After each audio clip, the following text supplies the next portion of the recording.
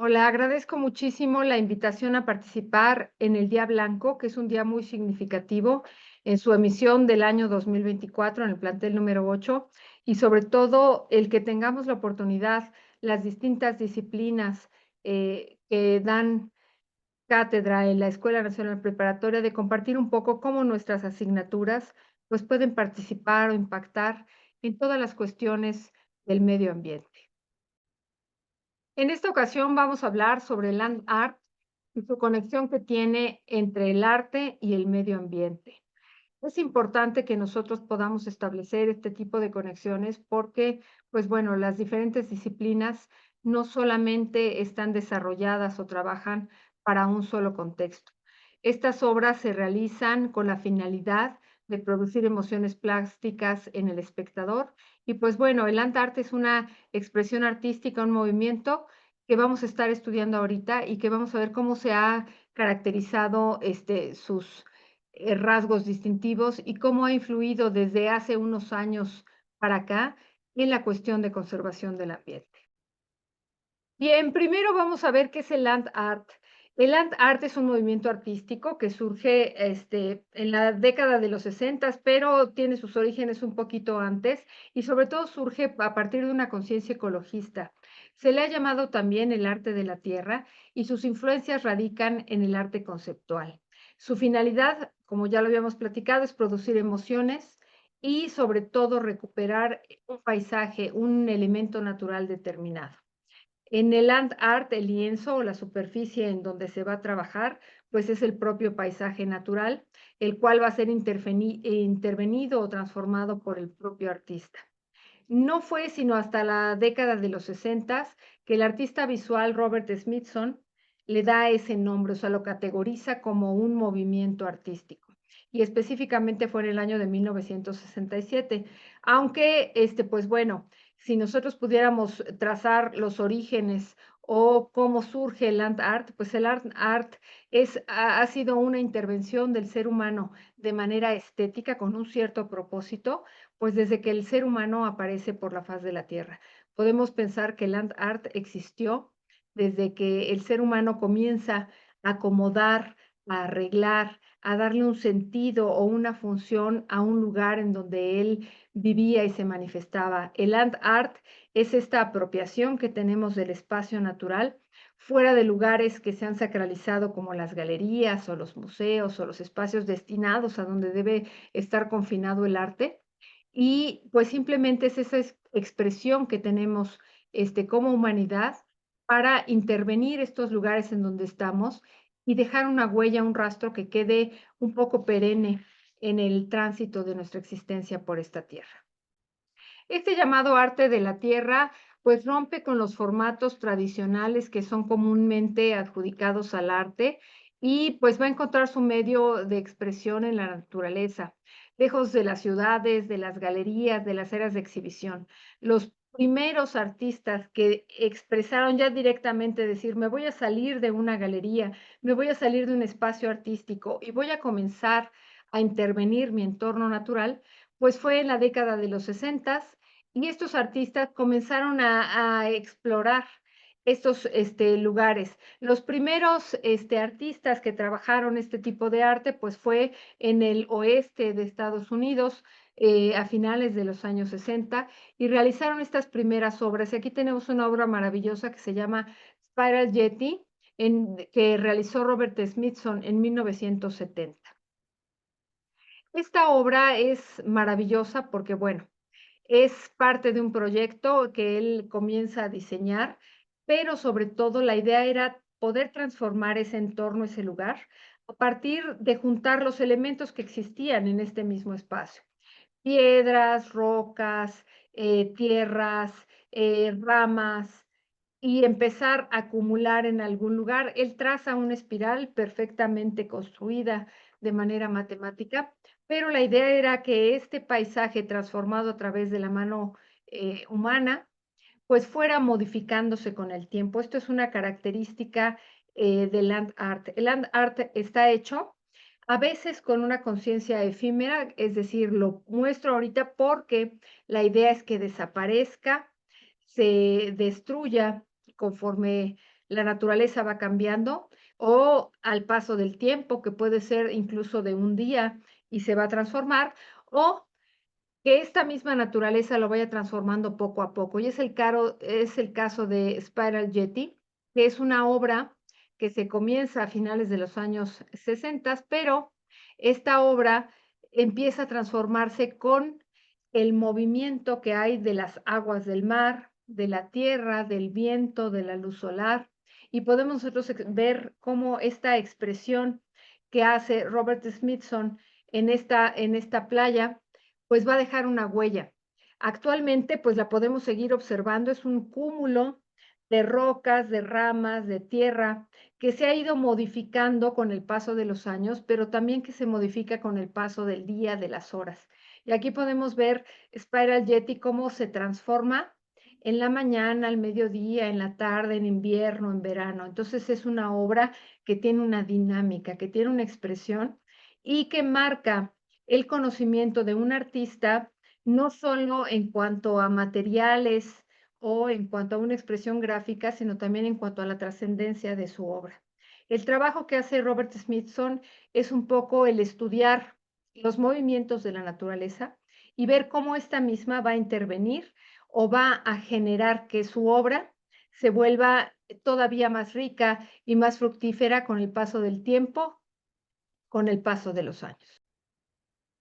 Robert Smithson fue un artista precursor de lo que es el land art y él comenzó a desarrollar muchos proyectos con relación a este tipo de arte que estaba relacionado con la naturaleza. Y pues bueno, desgraciadamente él muere a los 35 años en el año de 1973 por un accidente aéreo. Su avión sufre un percance aéreo, cae y muere. Y él estaba precisamente haciendo unos estudios de suelo, de lugar, para construir esta rampa que se llama Amarillo Ramp. En el mismo año de 1973, él muere porque estaba a punto de empezarlo a construir y es su viuda, Nancy Holt, que era también una artista visual, quien contribuye a que esto se culmine. Esta obra consiste en una serie de montículos que son escalonados, van de mayor a menor. Y estos montículos están formados por tierra y rocas. Él buscó un lugar como Amarillo Ramp, que es un lugar en donde la tierra tiene este color como amarilloso. Es un tono amarillo muy distintivo.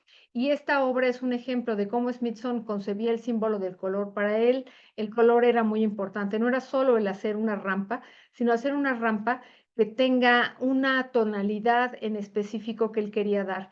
Y de esta forma, bueno, él establece un diálogo entre la actividad humana y la naturaleza circundante. Esta obra la acaba Nancy Holt con otros compañeros artistas visuales, es su obra póstuma, en donde él deja un legado de lo que él tenía como proyecto. Y esta obra la vamos a poder disfrutar también, como muchas de las obras del land art, cómo se ha ido transformando a partir del tiempo, de los elementos climatológicos. Se pretende reflejar en esta obra, pues, la relación que existe entre el ser humano y la tierra y cómo el medio ambiente también va a intervenir y va a modificar este tipo de trabajo. El mundo, pues, no solamente es construcción, también es deterioro ambiental, es un clima, es el día, es la noche. Y entonces aquí podemos ver en esta imagen cómo estas distintas facetas de esta rampa que él hizo en amarillo, pues se han ido modificando. La última que podemos ver, que es la más reciente, esta fotografía en la parte inferior izquierda, es que Amarillo Ramp ya está también cubierta por la maleza, por la naturaleza. Y se ha dejado así precisamente porque quiere esta obra, desde que la proyectó Robert Smithson, era tratar de demostrar cómo es esta interacción entre el ser humano y el artista y cómo la obra no solamente la construye la mente humana, sino también esta interacción de la naturaleza en torno a ella.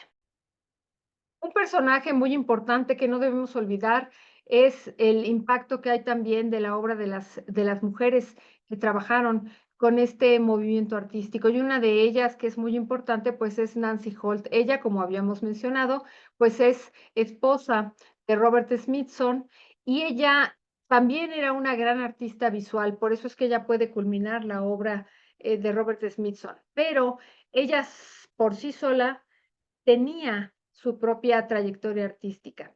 Ella, al elaborar sus obras, comenzaba a trabajar no solo con un proyecto, sino también con una causa y con relación a los estudios científicos.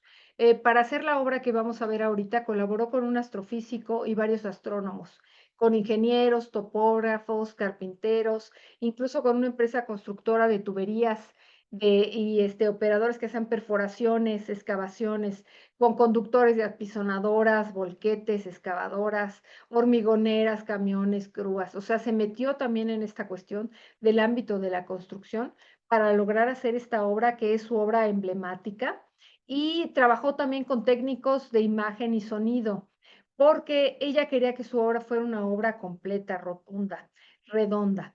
Y obviamente utilizó también distintos laboratorios fotográficos. ¿Por qué? Porque el land art tiene una condición también. Y de repente están estas obras en lugares en donde no son tan accesibles y dependen de su difusión, pues de que haya fotografías, videos o alguien que las saque a la luz, alguien que las muestre.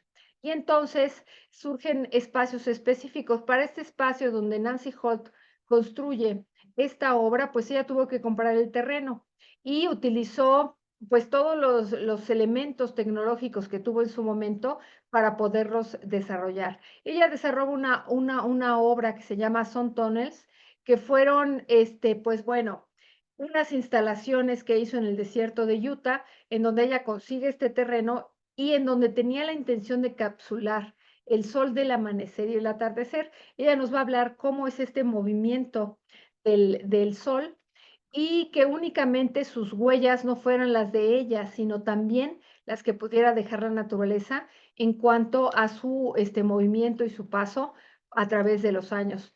Y aquí vemos esta magnífica obra. Ella logra construir estos túneles con una visión científica y astronómica. ¿Por qué? Porque en determinados momentos, si ustedes observan del lado izquierdo, vamos a ver cómo está esta imagen de este túnel en donde están estas dos construcciones y se puede ver perfectamente centrado el sol y cómo esto ilumina estos túneles. La parte de afuera no está iluminada, pero la parte interna sí. Y entonces ella de alguna manera tenía esta ilusión como de capturar estos fenómenos visuales del sol. Del lado derecho vamos a ver estos túneles que tienen otros huecos y que nos van a hacer esta idea como si fuera una bóveda celeste. Y al fondo vamos a ver un paisaje, que era lo que ella quería o lo que ella había proyectado, que se vislumbrara a través de las distintas facetas que va tomando esta obra a lo largo de los días, a lo largo de los meses, y cómo estas cuestiones astronómicas van a influir también en la obra. Esto es algo bien interesante porque no es solamente una obra que en un momento logró su cometido, sino que a lo largo de los años tú puedes visitar este lugar en Utah y puedes ir observando cómo cada una de estas estructuras va a modificar el paisaje, cómo tú puedes ver el paisaje a través de estos tubos que ella construye y que se vuelven de una manera muy, muy interesante para el espectador. Aquí tenemos dos versiones de estos Sun Tunnels, que de alguna manera van a modificar este paisaje que hay en este desierto de Utah, porque ahí no hay nada más que estos túneles que construye Nancy Holt. Y obviamente ella está tratando de delimitar un área, está tratando de construir un espacio dentro de la naturaleza, pero el propio paisaje y los propios cambios climáticos, los días, las noches, que en cada momento son diferentes, van a hacer también que esta obra de arte sea diferente. Y eso nos hace ver cómo la naturaleza no solamente modifica un entorno, sino que también si lo vemos desde el sentido estético, una obra de arte va a ser diferente en cada momento, en cada hora, en cada día que lo veamos a través y a lo largo de los años. Y esto vuelve a estas obras de arte, pues obras dinámicas, obras que no son para verse una vez, sino que si tú vas diario a ver esta obra, diario vas a encontrar un significado y una razón diferente. Y eso es lo bonito de trabajar con el arte de la tierra. Un elemento importante que el artista de land art utiliza es las obras que hace a partir del medio ambiente, con la tierra, con las hojas, con el agua, con el viento, con las piedras, con la arena, con lo que tiene a su alrededor. Y tenemos el caso de un gran artista inglés, escocés, que es Andy Goldsworthy. Andy interpreta el mundo a través de la geometría natural. Él trabaja en ciertas ocasiones con círculos, espirales o líneas que diseña con materiales como piedras, maderas, flores, formas, en donde emerge la esencia que él tiene como artista.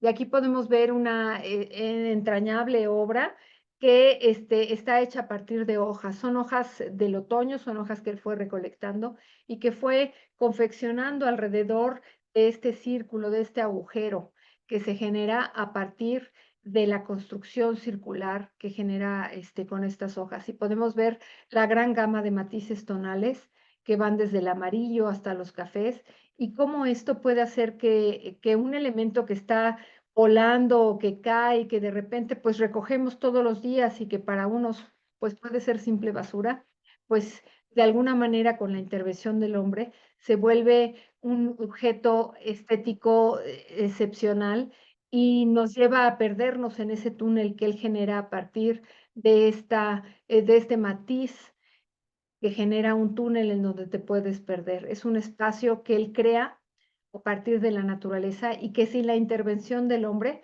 pues no existiría. En esta otra obra que podemos apreciar de Andy Goldsworthy, vamos a ver cómo él construye una estructura en un lago con absoluta y completa quietud, un efecto de espejo extraordinario. No sabemos dónde empieza una imagen y dónde termina la otra, simplemente existe un círculo, una estructura circular construida a partir de ramas o de varas que él va intercalando y va organizando. Pero lo interesante aquí es cómo también hace uso de otro elemento que es la fotografía. Esta imagen no sería posible si no interviene otro elemento técnico que es la fotografía. La fotografía tiene que ser la adecuada. ¿Cuándo, cómo y dónde? ¿Por qué? Porque esta obra de arte pues va a ser efímera, pero aparte de efímera, tiene que ser vista en un momento en donde precisamente el agua esté completamente calma, en donde no haya viento, en donde la atmósfera esté alrededor precisamente con los tonos y los colores justos para que den esta sensación de que está flotando en un espacio natural esta estructura construida únicamente con ramas. Y esa es la genialidad del artista, el decir en qué momento esta obra se vuelve lo que él concibió como artista. Esto es una obra que es parte de la casualidad de los elementos naturales en donde todos confluyeron para que esto se generara. Y si nosotros vemos, es perfectamente construido una estructura en donde no podemos ver el principio y el fin. Y esto es lo interesante del land art. La topografía es sumamente importante para que esto se pueda construir y el momento fotográfico también. Entonces, el land art a veces es construido para que sea efímero, para que dure unos cuantos segundos, otros para que dure los minutos que se necesitan o las horas que se necesitan para sacar la fotografía eh, perfecta y después pues esto sabemos que la naturaleza en su constante movimiento lo va a destruir. Y precisamente lo que nos queda de este tipo de obras pues son las imágenes que resultan del haber captado ese momento, ese segundo de la naturaleza en donde construye y junto con el artista se vuelven una sola obra de arte. Esto es lo importante de este tipo de arte. Bien, pues en las obras de Andy Goldsworthy, el espacio abierto se convierte en un lienzo, es la tela, es el papel, es la pared, es el muro en donde se plasma la obra de arte. Los materiales que utiliza, pues son materiales reciclados, son los que provee la naturaleza, que pueden ser piedras, hojas, ramas, el viento, el agua, la paja en donde el artista puede ver que existe un potencial de construcción artística y comienza a desarrollar su arte. De manera general, estas imágenes, pues bueno, son de una construcción un poco más efímera, no duran tanto, no tienen a lo mejor todas esa monumentalidad que pudieran tener otro tipo de construcciones de land art, pero el hecho es de que es esta interacción del ser humano con la naturaleza y que finalmente se conecta en la cuestión medioambiental. ¿Por qué? Porque hay un respeto, hay un cuidado, pero hay una visión estética. Muchos de los objetos que podríamos considerar que son estos desechos, estas hojas que caen y mueren, pues bueno, se convierten precisamente en el objeto artístico. Y en otros casos, en el land art, la misma naturaleza va construyendo junto con el artista la obra de arte. Y eso, en ese espíritu de comunión, es en el que radica este movimiento. Como ejemplo de un arte monumental de land art, pues vamos a tener a Jim Denevan, que es un artista contemporáneo, que es un artista que ha trabajado en proyectos sumamente importantes. Y ahorita vamos a ver una obra que él acaba de inaugurar hace muy poco tiempo, que se llama Self-Similar, que es una extensa e inmersiva obra. Es inmersiva porque podemos nosotros estar dentro de ella y la realizó en la isla Fajid de Abu Dhabi y alteró este paisaje, pero esta instalación es importante pues porque abarca casi 1 kilómetro cuadrado. Es una creación temporal, eso quiere decir que no la vamos a tener todo el tiempo, pero mientras duró, se fotografió, se videó de tal manera que nos quede constancia de esta intervención que hace el artista en este lugar desértico. Consta de 10 anillos concéntricos que representan 448 pirámides y montículos y esto forma un intrincado patrón como si fuera un mandala. Esto se origina a partir de un círculo. Aparte, los que conocen o saben de los mandalas, pues saben que esto siempre es una estructura que se genera a partir de esta simetría radial. Este círculo se dibuja en la arena con un palo, así empezó. La obra de arte que busca equilibrar la grandeza y la transitoriedad y que muestra también una dualidad entre la naturaleza monumental y el ser humano. Self-Similar es una obra de grandes dimensiones, pero que nos puede conectar con este sentido de cómo el ser humano en su razonamiento puede generar imágenes extraordinarias. En muchas de las obras de land art dependen de que sean vistas a partir de drones, de aviones, de paracaídas, se tienen que ver desde arriba. Y esta obra de Self-Seminar está hecha también para que se pueda ver desde arriba, de la parte media e incluso que te inmiscuyas ahí en ella, que puedas caminar. Y es como lo podemos ver del lado derecho donde se encuentra el artista caminando precisamente en esta obra que construyó. Estas obras tienen una construcción compleja porque hay que pensar que se tiene que ver en distintos niveles y que a partir de cada uno de ellos también esta obra tiene que representar o decir algo. Y aquí podemos ver la monumentalidad, el tamaño de estas construcciones geométricas y cómo también a partir de el ocaso o el amanecer, estas obras artísticas van a irse modificando y nos van a dar un paisaje completamente diferente. Self Similar estuvo hecha en Abu Dhabi, estuvo un tiempo, obviamente, pero es una obra efímera, es una obra que va a ir transformándose y acabándose conforme la naturaleza pues vaya modificando el paisaje. Y aquí lo interesante es de que cada momento de que pasa las horas del día, esta obra se transforma. No es lo mismo el sol de la mañana que el del mediodía, que el del crepúsculo. Y durante la noche esta obra se ilumina. Entonces tenemos también la versión nocturna. ¿Por qué? Pues porque el artista no solamente concibió su obra para verse durante un periodo de luz solar, sino que él también en su idea, pues quiso contribuir su trabajo utilizando la luz eléctrica. Y entonces tenemos que estas iluminaciones que fueron hechas con energía solar, pues en cuanto se apaga la luz del sol, comienzan a emerger estas luces que le dan una estructura y una sensación totalmente diferente. Y esto es lo más hermoso que tiene el land art, esta conexión del arte con la naturaleza y el ser humano, en donde no solamente es un momento, una fracción de tiempo donde pudiste ir a un museo a admirar una obra artística, sino que son obras que tú puedes ir visitando y que cada vez que vayas vas a encontrar un significado, un momento diferente, una sensación diferente.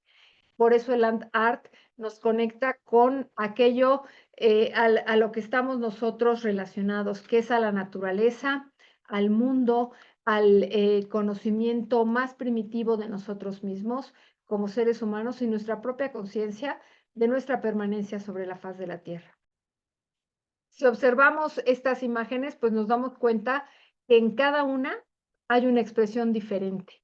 Cada una por sí mismas en estas fotos, pues obviamente sería una obra de arte distinta. Y aquí también vemos esta intervención en el land art. No solamente es el artista que construye, proyecta y dice, bueno, pues vamos a ver cómo cambia de acuerdo a las horas o de acuerdo a la iluminación, sino que también vemos que si la fotografía ayuda a la construcción de este lenguaje visual, pues este proyecto se vuelve mucho más rico. Entonces, un proyecto de land art no solamente es el momento en el que se construye o el objeto que se encuentra ahí, sino cómo se va modificando, pero también cómo influye un video, una fotografía. Actualmente la tecnología en el land art es un aporte demasiado grande. ¿Por qué? Pues porque puede capturar esos momentos que podrían pasar desapercibidos para alguien que va a buscar o que va a ver esta obra y que a lo mejor no te diste cuenta cómo se veía desde un punto de vista en determinada hora, en determinado mes, en determinado